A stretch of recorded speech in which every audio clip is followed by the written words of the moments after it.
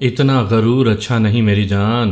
प्यार से कह रहा हूं, इसलिए प्यार से मान जाओ, वरना शुजा उसकी तरफ कदम कदम बढ़ाता भयानक जानवर महसूस हो रहा था।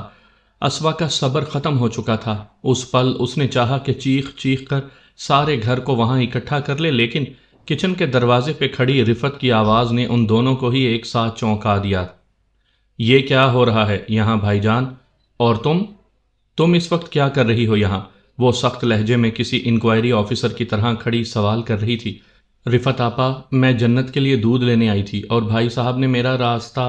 असवा ने 100 बार शुक्र करते रिफत की आमद को गनीमत जाना और झट वहां से निकलकर रिफत के पास जा पहुंची और उसका हाथ थाम कर उसे अपनी रुदात सुनाना चाही, लेकिन उसने बेइख्तियार परे धकेला। खबरदार जो एक लफ्ज़ भी मुंह से निकाला मेरे फरिश्ता सिफ्त भाई के मुतल्लिक। झूठी औरत, क्या एक फाइक को वरगला कर इस घर और दौलत पे काबिज होकर सुकून नहीं मिला था, जो अब हमारे बाप जैसे बड़े भाई को भी बहका रही है बेहया? असवा हैरत ज़दा खड़ी थी जब रिफत ने उसे बेरहमी से बालों से पकड़ते किचन से बाहर घसीटा। शीशे की बोतल उसके हाथ से गिरकर चकनाचूर हो गई थी। ये क्या कर रही हैं आपा? क्या तमाशा चल रहा है यहाँ आधी रात को? लाउंज में आते फाइक ने हैरानी से सवाल किया। वो जन्नत को गोद में उठाए असवा के पीछे आया था, लेकिन यहाँ का मंजर देखकर उसके पैरों तले से जमीन निकल गई थी। फाइक, मैं यहाँ किचन में थी और भाई साहब ने मेरे साथ। असवा ने रोते हुए फाइक को सच्चाई बताना चाही, लेकिन रिफत एक बार फिर भूखी शेरनी बन के आगे बढ़ी और उसे तेजी से परे धकेलते फाइक से दूर कर दिया। बिल्कुल झूठ बोल रही है फाइक, ये सरासर झूठ। इसकी बात पे हरगिज यकीन मत करना। मैंने सब कुछ अपनी आंखों से देखा और कानों से सुना है। शुजा भाई को बहका रही थी ये कमबख्त। उन पे भी वही सब लोचे हथकंडे इस्तेमाल कर रही थी जिनसे पहले इसने तुम्हें गुमराह किया। किचन से निकलते शुजा ने कनखियों से फाइक का बेयकीन चेहरा देखा और फिर मासूम होने की अदाकारी करते सर झुकाया। आपा गलत कह रही हैं फाइक, मेरा यकीन करें, मैंने कुछ गलत नहीं किया, बल्कि ये आपके बड़े भाई, जो बज़ाहिर तो नेक और पारसा बनने की अदाकारी करते हैं, हकीकत में एक निहायत गिरे हुए इंसान हैं। इनकी हमेशा से मुझ पर बुरी निगाह रही है। असवा ने हिम्मत हारे बगैर एक बार फिर अपनी सच्चाई बताते रिफत के लगाए बहतान की तरदीद की। अच्छा, तो तुमने फिर ये बात आज से पहले फाइक से कही क्यों नहीं? आज तो हमने तुम्हें रंगे हाथों पकड़ लिया, इसलिए अब तुम शुजा भाई पे बहतान लगा रही हो। ना देखते तो किसी को कानों कान खबर ना होती। रिफत चालाकी से बोली। असवा जानती थी उससे वाकई इस मामले में बड़ी गलती हुई है। काश वो हिम्मत करके शुरू में ही फाइक को इस मुतल्लिक बता देती, तो आज रिफत इस मौके का फ़ायदा ना उठाती। आज बात खुल ही गई है तो मजबूरन मैं सच बता ही दूं सबको। जब से फाइक घर से बाहर रहने लगा है, असवा रात में कई बार मुझसे अकेले में मिलने की कोशिश करती है। शुरू में यही लगा शायद अकेले में घबरा जाती है, मगर फिर जब इसके बेबाक तेवर देखे तो यकीन मानो मेरा तो शर्म से मर जाने को दिल किया था। बच्चों जैसे हो तुम मेरे, इसीलिए तो तुम्हारी जिद पे अपनी मोहब्बत का पर्दा डाल दिया। मगर शायद ऐसी लड़कियां एक मर्द पर इक्तफा नहीं करती। इसे लगता है मेरे पास तुमसे ज्यादा मालो दौलत है। और शुजा ड्रामाई अंदाज में कहता कहता रुका और बेबसी से सर हिलाते सारा मलबा असवा पे डाल दिया। कमीने, मकार, शर्म नहीं आती अपनी बेगैरती का इल्ज़ाम मुझ पर लगाते? फाइक, ये झूठ बोल रहे हैं, ये दोनों झूठ बोल रहे हैं। आप जानते हैं ना, मैं ऐसी नहीं हूं। उसने एहतजाज करते फाइक की तरफ देखा। अभी तो हमने जाना है कि तुम कैसी हो बीबी। रिफत हाथ नचाती बोली। असवा का दिल किया उसका मुंह नोच ले। वैसे फाइक, अब भी अगर तुम सब कुछ जानकर इस बेहया औरत के साथ रहना चाहो तो कम से कम मुझसे तो कोई ताल्लुक मत रखना। इसका क्या भरोसा भाई, कल को मेरे शोहर पे बहतान लगाए। फाइक को खामोश देखकर रिफत ने मजीद शोला अफशानी की। फाइक, मैं सच कह रही हूं, आपको मेरा यकीन है ना? फाइक, मैं। असवा ने फाइक की खामोशी से कोई नतीजा ना अखज़ करते हुए सवाल किया। मैं अगर तुम पे यकीन कर भी लूँ असवा, तो ये सवाल मेरे दिल में भी सर उठा रहा है कि तुमने मुझे शुरू में ही सच्चाई से आगाह क्यों नहीं किया? क्यों छुपाया मुझसे और किस लिए छुपाया सब कुछ? आज भी अगर हम सब यहाँ ना आते तो। फाइक ने माऊफ होते जहन से असवा की तरफ देखा। फाइक, मुझे ये लगा आप मेरी बात का एतबार नहीं करेंगे। आंसुओं से तर चेहरे के साथ उसने धीमी आवाज से कहा। सच हो तो एतबार करे फाइक, झूठ और मनगढ़ंत पे क्यों एतबार करेगा वो? फाइक की जगह रिफत चहक कर बोली। रहने दो रिफत, इस बात को यहीं ख़त्म कर दो। मैं नहीं चाहता میرے بھائی کا گھر خراب ہو، مناسب یہی ہے کہ میں کہیں اور شفٹ ہو جاتا ہوں۔ اب اتنی ذلت اور شرمندگی کے ساتھ اس چھت کے نیچے رہنا تو ممکن نہیں۔ شجاع نے ایک نیا پتا پھینکا۔ ہم نے خراب کرنا ہوتا تو شروع میں ہی ہو جاتا بھائی جان۔ یہ لڑکی جس کا نہ تو کوئی خاندان تھا نہ اتنی اوقات، پھر بھی فائق ہمارے مخالف چل کر اسے بیوی بنا کر لے آیا۔ ہم نے بنا رکھا نا اسے اپنی عزت، لیکن سچ تو یہی ہے کہ اس نے ہمیشہ ہمارے لیے فائق کے دل میں بدگمانی ڈالی، اور اب بھی اسی ڈھٹائی سے جھوٹے الزام لگا کر اس کا دل میلا کر رہی ہے، دو بھائیوں میں تعلق توڑوا رہی ہے۔ رفت دکھاوے کے آنسو بہاتی وہیں صوفے پر سر پکڑ کر بیٹھ گئی۔ اور آپ کیا کر رہی ہیں رفت آپا؟ آپ تو شیطان بن کر میاں بیوی کا رشتہ توڑوانے کی کوشش کر رہی ہیں۔ 2 سال سے آپ کی ہر تذلیل کو خاموشی سے برداشت کیا ہے، صرف اس لیے کہ آپ فائق کی بہن ہیں، مگر آپ کے پاس رحم ہے نہ انسانیت۔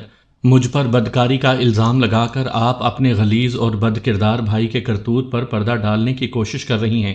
اسوا نے اس بار کوئی لحاظ رکھے بغیر رفت کو منہ توڑ جواب دیا تھا۔ وہ اس کا کردار گندا کر رہی تھی، اور افسوس اس کا اپنا شوہر بھی اس کے دفاع کرنے والوں میں نہ تھا۔ بکواس بند کرو اسوا، فائق نے ایک زوردار تھپڑ کھینچ کر اس کے گال پر مارا۔ ایک لفظ بھی اگر اور تم نے بھائی جان یا آپا کے خلاف بولا تو میں…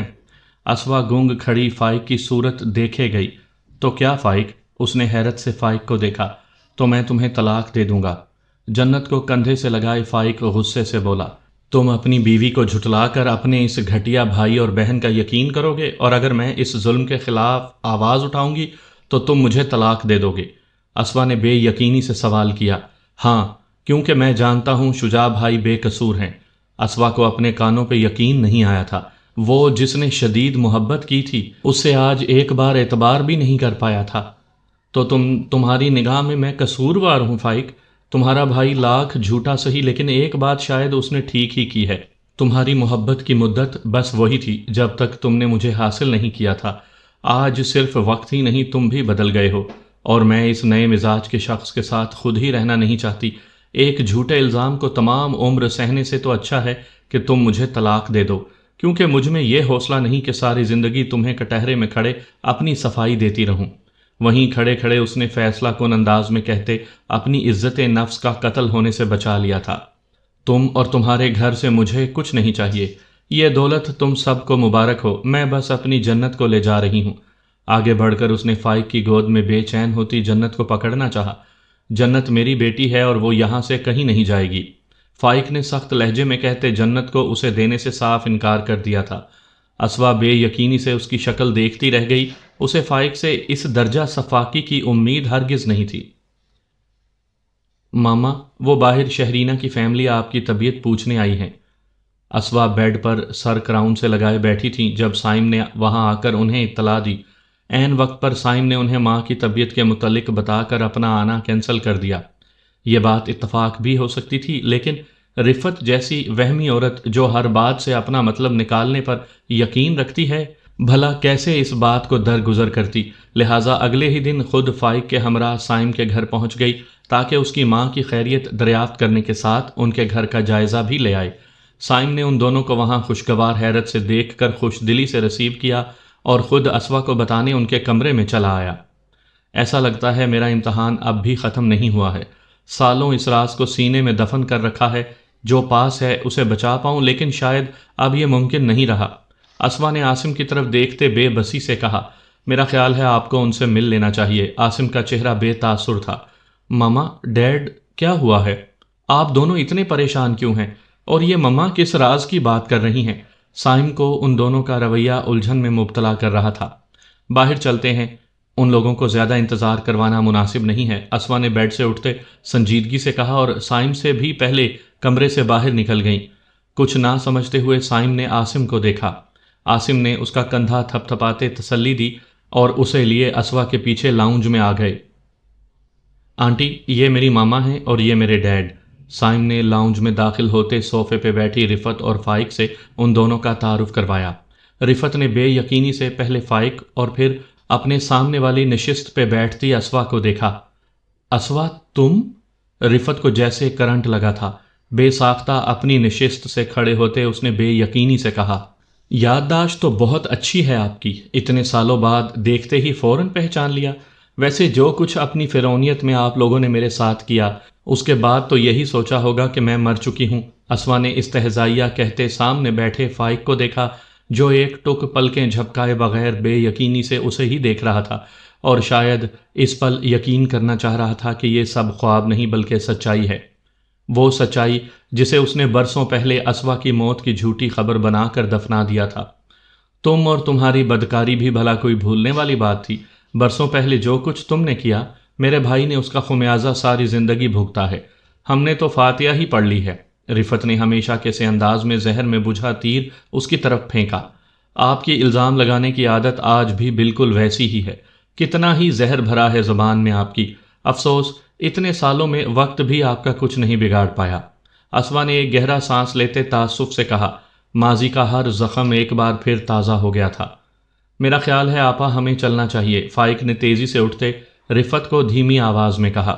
ہاں ہاں چلو، مجھے تو لگا تھا کوئی خاندانی لوگ ہوں گے، اس جیسی کی اولاد بھی اسی کی طرح گندا خون ہوگی۔ میں تو کبھی نہ کروں اپنی بچی کی شادی کسی بے نامی شخص سے۔ اپنی طبیعت کے مترادف الٹے ہاتھ مارتی وہ انگارے اگل رہی تھی۔ آپ کس حیثیت سے مجھے اور میری ماں کو گالی دے رہی ہیں؟ ماما آپ انہیں کیسے جانتی ہیں؟ سائم جو اب تک خاموش کھڑا حیرانی سے ماں سے ہو رہی رفت کی بحث کو دیکھ رہا تھا، اب اس بدتمیزی سے اپنے غصے کو قابو میں نہ رکھ پایا اور سخت لہجے میں سوال کیا۔ گالی دینا، الزام لگانا تو اس خاندان کی پرانی عادت ہے، اسوا نے صوفے سے اٹھتے ہوئے طنزیہ لہجے میں کہا۔ بڑی ہی بے شرم اور ڈھیٹ عورت ہے بھائی، مجال ہے جو آنکھ میں ذرا سی بھی ندامت ہو۔ رفت کی زبان کے آگے خندق تھی، یہ سوچے بغیر کہ وہ اس وقت اسوا کے گھر میں کھڑی ہے، اس نے ایک بار پھر اس کی شخصیت پہ وار کیا تھا۔ ندامت اور شرمندگی انہیں ہو جو گناہ گار ہیں، شرم انہیں آنی چاہیے جو بہتان لگاتے ہیں، جھوٹی گواہی دیتے ہیں۔ گھر کی بہو بیٹی کو ہوس کی نگاہ سے دیکھنے والے جب نادم نہیں تو میں کیوں شرمندگی محسوس کروں؟ اسوا تڑپ کر بولی۔ اسوا بی بی اتنی سچی تھیں تو اس رات ثابت کر دیتیں، چوروں کی طرح کیوں نکل گئیں؟ الزام لگانا آسان تھا اور ثابت کرنا مشکل۔ گو دل ہی دل میں شدید خوف زدہ بھی تھی کہ کہیں اتنے برسوں بعد بھانڈا پھوٹ نہ جائے۔ اس وقت تو جلتی پہ تیل کا کام کرتی باتوں سے بھائی کو راضی کر چکی تھی، لیکن آج اتنے سال بعد کیا پتا فائق کے اندر نرم گوشہ جاگ جائے۔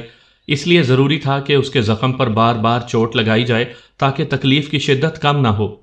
الزام کو ثابت تو اس وقت کیا جاتا ہے جب کوئی یقین کرنے والا بھی ہوتا۔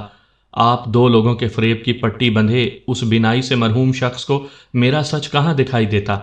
میں چور ہوتی تو ہاتھ جوڑ کر معافی مانگ لیتی، میرا فیصلہ ہی میری سچائی کی ضمانت تھا۔ وہ پر اعتماد اور فائق کی آنکھوں میں دیکھتے ہوئے بولی۔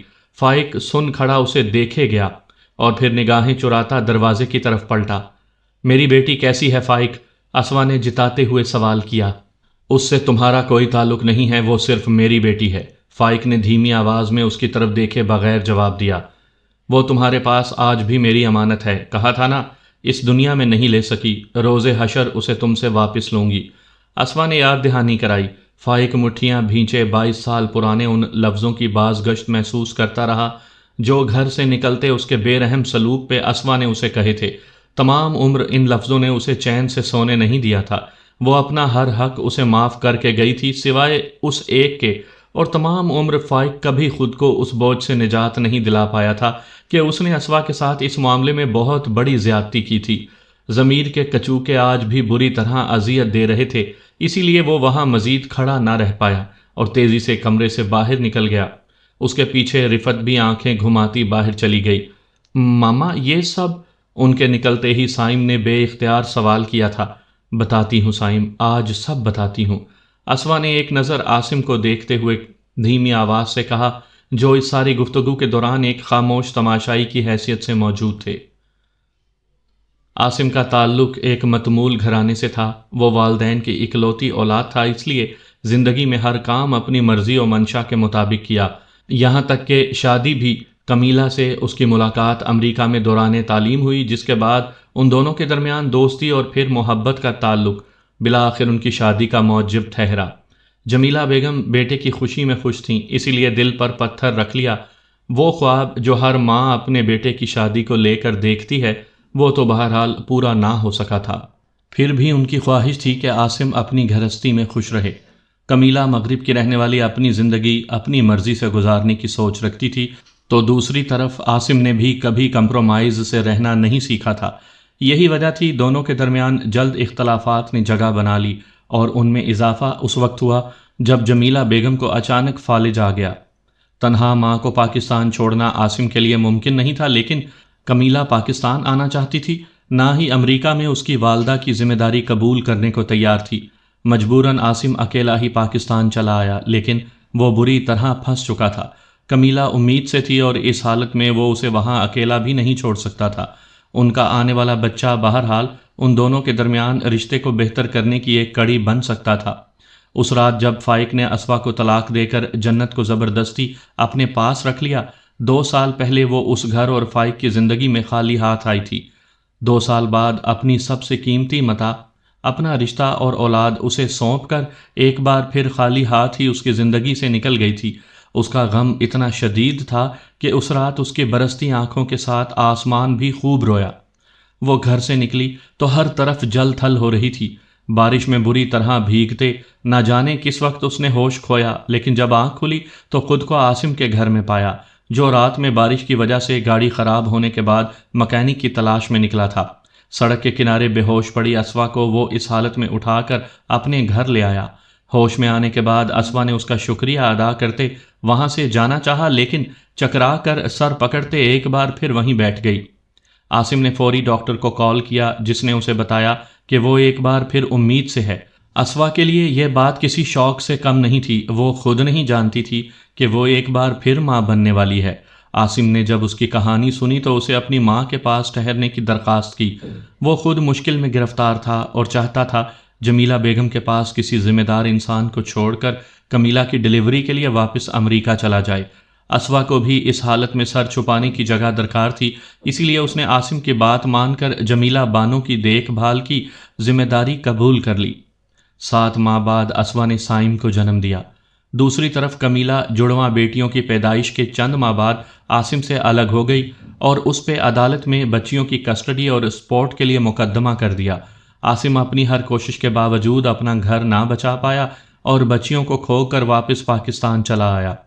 جمیلہ بیگم کی اسوا نے جتنی خدمت کی، اس کے بعد وہ چاہتی تھیں کہ اسوا ہمیشہ اس گھر میں رہے، اس لیے انہوں نے عاصم اور اسوا کی شادی کروا دی۔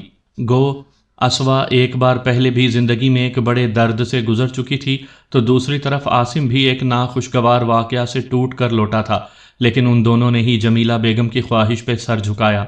ویسے بھی عاصم کی واپسی کے بعد اسوا کا اس گھر میں کسی رشتے کے بغیر رہنا احسن نہیں تھا۔ ان کی شادی کے چند مہینے بعد جمیلہ بیگم نے جان دینے والے کے سپرد کر دی۔ عاصم کو مڈل ایسٹ میں ایک اچھی ملازمت مل گئی تو وہ اسوا اور سائم کو لے کر وہاں شفٹ ہو گیا۔ دوسری طرف ایک حادثے میں کمیلہ اور دونوں بچیوں کا ایکسیڈنٹ ہوا، جس میں ان تینوں ہی کی موت واقع ہو گئی۔ عاصم اس غم کے پہاڑ کو بھی چپ چاپ سہ گیا۔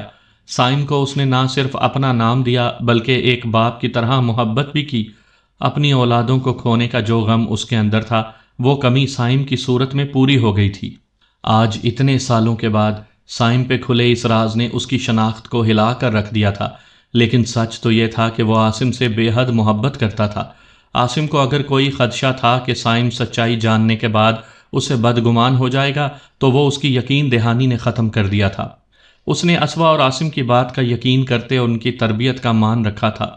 عاصم اور اسوا کے سائم کو لے کر تمام تحفظات دور ہو گئے تھے، لیکن اب اسوا جنت سے ملنے کو بے چین تھی، یہ جانتے ہوئے بھی کہ فائق کسی صورت اسے اسوا سے تعلق واسطہ نہیں رکھنے دے گا۔ اس کا دل بیٹی کو ایک بار سینے سے لگانے کو تڑپ رہا تھا۔ سائم سے ماں کی یہ حالت دیکھی نہ گئی اور اس نے شہرینہ کو کال کر کے ساری بات شروع سے لے کر آخر تک بتا دی، اس اطلاع کے ساتھ کہ وہ جنت کو لینے آ رہا ہے۔ شہرینہ سائم کی باتیں سن کر بری طرح شاکڈ رہ گئی تھی۔ دیکھ لی پھر اس کی کارستانی فائق میاں، دوسرا بیاہ رچا کر بیٹھی ہے اور ایک تم ہو جس نے ساری عمر اس کے سوگ میں گزار دی۔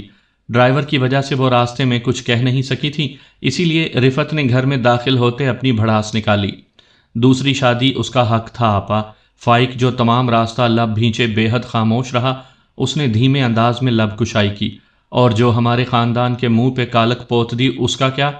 رفت کے اندر خوف امڑ رہا تھا کہ کہیں اسوا کے اچانک سامنے آنے کے بعد فائق سچ میں اس کا اعتبار نہ کر لے۔ اسی خدشے کی وجہ سے وہ مستقل فائق کا برین واش کر رہی تھی۔ فائق نے کوئی جواب نہ دیا، وہ اب تک اسی شوق میں تھا۔ پھر رفت کی سخت باتوں سے دل کے زخم ایک بار پھر ادھڑ گئے تھے۔ کیا ہو گیا رفت، کیوں انگارے چبا رہی ہو؟ جنت تو بتا رہی تھی تم دونوں اس لڑکے کے گھر گئے تھے جہاں سے شہرینہ کا رشتہ آیا ہے۔ شجاع کی آواز پہ ان دونوں نے ہی چونک کر اس طرف دیکھا۔ وہ ابھی کچھ دیر پہلے ہی گھر واپس آیا تھا اور ان دونوں کا منتظر تھا۔ جیسے ہی خبر ہوئی لانج میں آ گیا، لیکن دوسری طرف رفت کا موڈ ایک الگ کہانی سنا رہا تھا۔ نام مت لیں اب اس رشتے کا آپ بھائی صاحب، کچھ جانتے بھی ہیں اس لڑکے کی ماں کون ہے؟ اس نے شجاع کے پاس صوفے پہ بیٹھتے جل کر کہا۔ اسوا۔ شجاع کے سوال سے بھی پہلے اس نے خود ہی رازداری سے نام دہرایا۔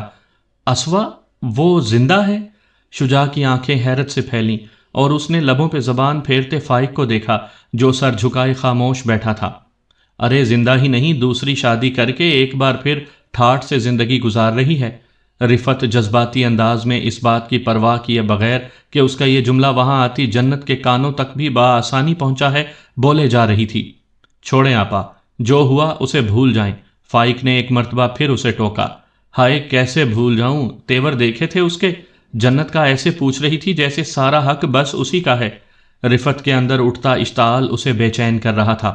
جھوٹا یوں ہی سب سے زیادہ واویلا مچاتا ہے، وہ بھی جب اس کے پول کھلنے کا اندیشہ ہو، اور اس وقت وہ بالکل ایسا ہی کر رہی تھی۔ آخر ماں ہے اس کی، شجاع نے دبی زبان سے سمجھایا۔ کیا میری ماما زندہ ہیں؟ تو پھر آپ لوگوں نے یہ جھوٹ کیوں بولا کہ وہ مر چکی ہیں؟ جنت بھاگی ہوئی آگے آئی اور ان سب سے مشترکہ سوال کیا۔ کیونکہ ایک بدکار اور بد کردار عورت کا مر جانا ہی اس گھر اور تمہارے حق میں بہتر تھا۔ فائق اور شجاع تو گھبرائے، لیکن رفت نے خود پہ قابو پاتے فی الفور کہا۔ ماں تو ماں ہوتی ہے پھپھو، آپ سب نے مجھے ان کی ایک جھلک بھی نہیں دیکھنے دی۔ میں ساری عمر اپنی ماں کے لیے ترستی رہی، اللہ سے شکوہ کرتی رہی کہ اس نے میری ماں کو اتنی جلدی واپس کیوں بلا لیا، اور آج آپ… وہ بلک بلک کر رونے لگی۔ یہ سب تمہارے بھلے کے لیے ہی کیا ہے میری بچی، وہ عورت اس قابل نہیں تھی کہ تم پہ اس کا سایہ بھی پڑے۔ رفت نے آگے بڑھ کر روتی ہوئی جنت کو گلے لگاتے بناوٹی پیار جتایا۔ بس کر دیں اماں، اور کتنا زہر اگلے گی آپ؟ جو کچھ آپ ساری زندگی جنت آپی کے ساتھ کرتی آئی ہیں، اس کے بعد تو مجھے 100% یقین ہے کہ سائم بالکل سچ کہتا ہے۔ آپ نے ہی اسوا آنٹی کو گھر سے نکالا ہوگا۔ شہرینہ اب تک بے یقینی اور حیرت میں ڈوبی تھی۔ وہ جنت کو یہی بتانے وہاں آئی تھی، لیکن اس سے پہلے ہی جنت سچائی جان چکی تھی۔ بھر دیا نا زہر اس ناگن نے تیرے اندر بھی؟ ارے حیا کر لڑکی، اپنی ہی ماں کے خلاف بکے جا رہی ہے۔ ایک بات کان کھول کر سن لے، میں مر کے بھی اس لڑکے سے تیری شادی نہیں کروں گی۔ ارے کیا معلوم کس گناہ کی پیدائش ہے وہ؟ جنت کو پرے دھکیل وہ بیٹی سے الجھنے لگی۔ اماں بس کر دیں اب تو، یہ دنیا کا مال اسی دنیا میں رہ جائے گا، اور ساتھ جائیں گے تو بس انسان کے اعمال۔ آپ جس کی پیدائش پہ سوال اٹھا رہی ہیں نا، جانتی بھی ہیں وہ بھی آپ ہی کا خون ہے۔ سائم جنت آپی کا سگا بھائی اور فائق ماموں کا بیٹا ہے اماں۔ جنت ہی نہیں، فائق اور شجاع نے بھی بے اختیار شہرینہ کی طرف دیکھا۔ یہ کیا کہہ رہی ہو تم شہرینہ؟ فائق نے صوفے سے اٹھتے بے یقینی سے پوچھا۔ میں سچ کہہ رہی ہوں ماموں، اسوا آنٹی جب اس گھر سے نکلی تو سائم پیدا ہونے والا تھا۔ وہ تو خود بھی ان دنوں یہ بات نہیں جانتی تھیں۔ عاصم انکل سے ان کی شادی ان کی پہلی بیوی سے علیحدگی کے بعد 20 سال پہلے ہوئی۔ سائم آپ کا بیٹا ہے ماموں، آپ کا اکلوتا وارث، شہرینہ نے آگے بڑھ کر پختہ لہجے میں کہا۔ ارے وہ جھوٹی ہے، کچھ بھی کہے گی تو ہم اس پر اعتبار کر لیں گے۔